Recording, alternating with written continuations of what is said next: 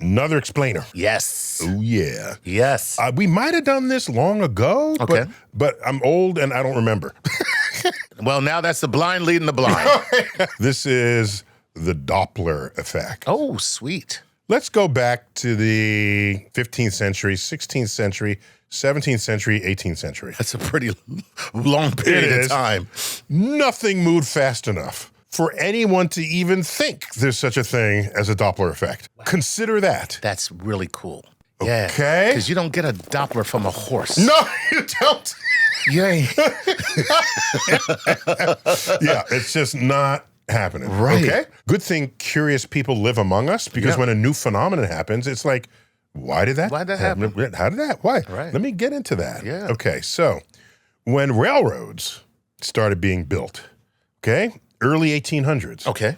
people noticed that the train whistle, when it was coming towards you, had a different pitch than when the train whistle was receding from you. Okay. Okay? Mm-hmm.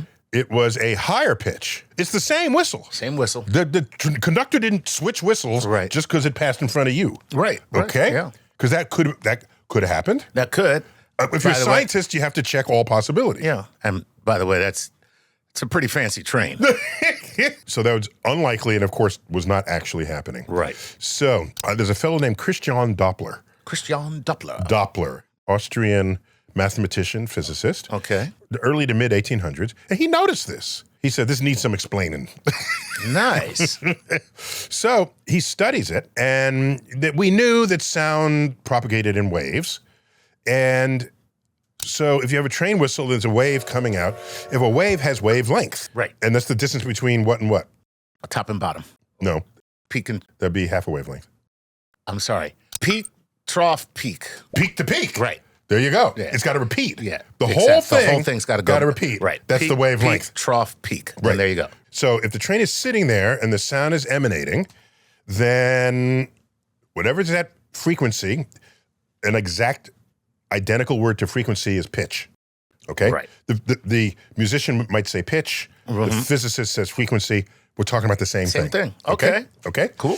A frequency is a little more descriptive, because if you're standing there timing it, you can ask, how many of these go by you per second? Right. So the higher the frequency, the more of these go by per second. Makes sense. And the only way that can happen is if the wavelength is shorter. We agree? Yes. I mean, that's the only way it can work. That's the only way you can't work any other way. That's the only way you can get more of these per second. Right. You got get a higher scrunch frequency. them together. Get a high frequency, higher pitch. Right. Okay. Combine the idea that the sound has a frequency with the fact that the train is moving. So I'm squeezing the wavelengths as they come out in front of me. Exactly. And the opposite of that is happening on the other side. Right. As pulling it, stretching it out. Exactly. Right. So the train whistle coming towards you should then have a higher frequency than is native for that whistle. And as it recedes from you, the frequency should be lower. But that's precisely what is observed, what is heard in a train whistle. And what would the frequency be when it's right in front of you? Directly in front of you? Yeah, because it's moving past you. And now it's right in front of you. Hold on. I'm trying to think here, because the waves are being pushed. Don't overthink it. Okay, don't. If the frequency is higher than normal, because you're coming pushing this way, it, and lower than normal over here. Well, then there's a neutral there. Thank you. It's just neutral. At some point, it's got to go through the actual frequency. Right. And when's that going to happen? Right there in front of you. Because when it's right in front of you, it's neither moving towards you or away from you. This sound is moving at what speed? Well, it's the speed of sound. Thank you. See, Chuck, I ask easy questions. Yes. Okay. Don't overthink my situation. There you go. Okay. Right. Okay. Right. It's moving the speed of sound. Of course. And that's true no matter where. Okay. Yeah. Yes. The speed of sound in a medium can be different, right. but for this experiment, the speed of sound has one value. Right. Okay. So that's great. It's simple. Yeah. Okay. So he wrote a formula to calculate this. That is not simple. It's the Doppler formula. Okay. What he discovered is that the ratio of the speed of the train to the speed of sound equals the ratio of the new frequency of the sound to the native frequency of the sound. Okay. The speed of sound is the same. Yes. But the train is moving. It's pushing the sound. Squeezing it. Squeezing the wavelength. The wavelength itself. But notice it's not making the sound go faster. No, it can't make the sound go faster. Yeah, it's but just, that was not obvious. Right. It's not. Yeah. That's what I'm saying. Yeah. If I'm got a fast moving train, right. Am I pushing my sound forward? No, you're not. And this, by the way, is his observation. Because he's like, if you intuit this, you're like, oh, it's pushing the sound, so the sound just gets pushed. And the speed of the sound, you think would be the speed of the sound plus the speed of the train. Plus the speed of the train. But it's not. But it's not. It's not. And I'm still amazed. We could have figured this out centuries before. With no problem. We had no occasion but no to reason. No reason No to reason to do it. No reason to do it. Right. Okay. So built into the formula is the fact that as the train moves faster, right, there's an even higher shift in the frequency. Right. Okay. Yeah, that makes sense. That makes complete sense. Both coming towards you and going away. So it's got to relate the original frequency to the frequency you hear. Right. To the speed of the train and the speed of sound. And the speed of sound. In whatever is the medium, air at a given temperature, it'll be some number. That's going to change depending if it's water, if it's air, if it's the vacuum of space. Well, then there's no sound. No sound at all. No sound at all. Right.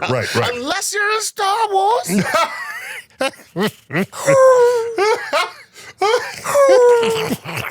Now here's something cool.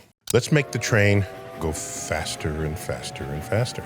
The pitch up front is going to get higher and higher and higher. Okay? Right, because it's getting squeezed and squeezed and squeezed. Okay. There's a point. Get the... What? Let me... Okay? There's a point where the train is moving so fast that the end of the wave lands on top of the beginning of the wave. Yes. And it never moves forward from the train itself or the thing.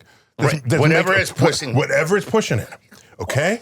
Dude, that's amazing. That's when the train, we don't have trains that do this, right. But well, they do in China.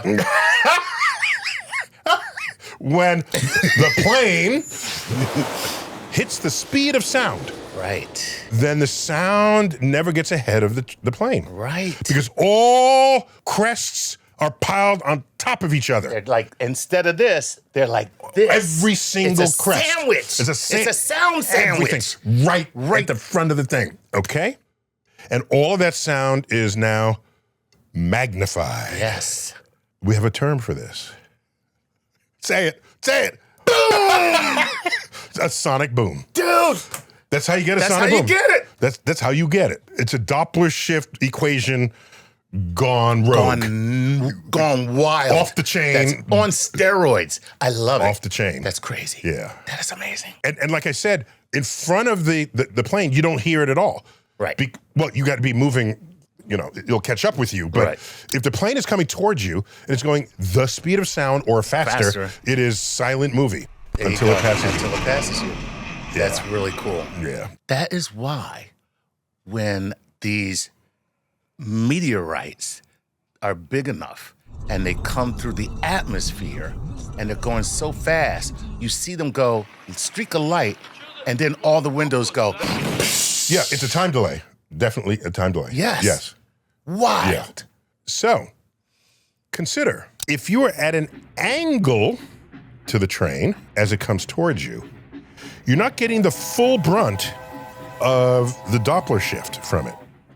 You're getting a diminished fraction of the Doppler shift. Okay. Because the train is moving sideways to you, not directly at you. Right. Okay. Okay? So the formula works if you're standing on the track. If you're standing off the track, then there's an angle that you make with the train, and there's a cosine in there, remember your trigonometry, which will diminish the effect of the whistle for you. Okay. Okay? And in a way, I'm picturing it as I'm trying to picture the sound wave, and it's almost like it's a glancing blow as opposed to a head-on. Yeah, head-on, you get the full effect. Right. Okay? The more you come off the angle, off that axis, then the train is not coming straight at you. The rate at which it's coming towards you is not as fast as the rate at which it's coming towards you if you're on the track itself. There you go. Okay. Okay? That's all. Sense. It's just a geometry thing. Okay. Okay?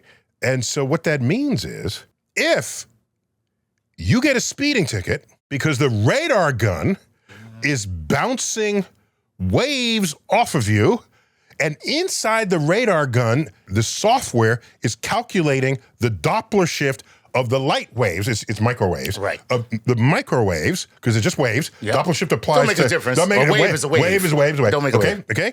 The Doppler shift on your moving car, the only way they can know your actual speed is that they're standing right in front of your car as you drive towards them. But they're never right in front of you. No. They're in the bushes. They're always off somewhere. Off somewhere. Your Honor, I'm going to need to see the calibration of that Listen radar to me. gun. So what it means is they will never read, unless they're on a turn and they get you, Right. Because you're coming around, but that puts them directly in front of you. directly in front of you as you come around, Yeah. okay? But in a normal straightaway, they'd have to be in the middle of the road, standing right in front of your speeding ass car to get the proper speed. If they're off axis, they will never get the proper speed. They will get less than your proper speed. Oh, dang. This is my point. Oh, man. That's my point. Oh, see, that's why I always lose in court. Right, because they're getting you on the glancing blow. So they're getting you on the lesser. And if that broke the speed limit, yeah, you definitely was broken the speed. Yeah. If they say We caught you at 114, what they really meant was you need to go to prison. Now they are relying on a reflected signal, right? Because the signal they send out will be a certain frequency, and then it bounces back. Right, with the speed of the object, right. And so you can do that in the software. If you have a car that absorbs microwaves, they'll turn on the radar gun and they get no signal back, right? And they can't know how fast you were traveling. I want that car. But it also means, because the full up Doppler formula has the speed of the observer built in, a police car can get your speed even though it is moving. That's pretty dope. Okay. No, the obvious one is it's just trailing you. Right. And it matches your speed. But that's easy. But if he's coming towards you. Right. And he can pop you while and like, gotcha. Gotcha. Coming straight at you. And it's going to get the right number. Wow. Because of Christian Doppler. Wow. You in know what? 1842. F you, Christian Doppler. F you, buddy.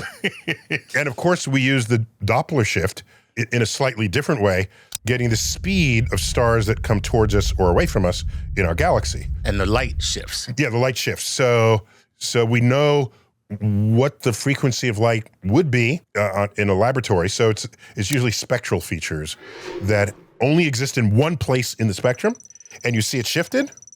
Then you say, oh, I know exactly how fast you're going. Look at that. Okay. And if it's just one way or the other, you come towards me, you're going away. All right. But if it's going sideways to me, it's hard. I got to wait around for it to show up in a different place. Right. That takes a long time.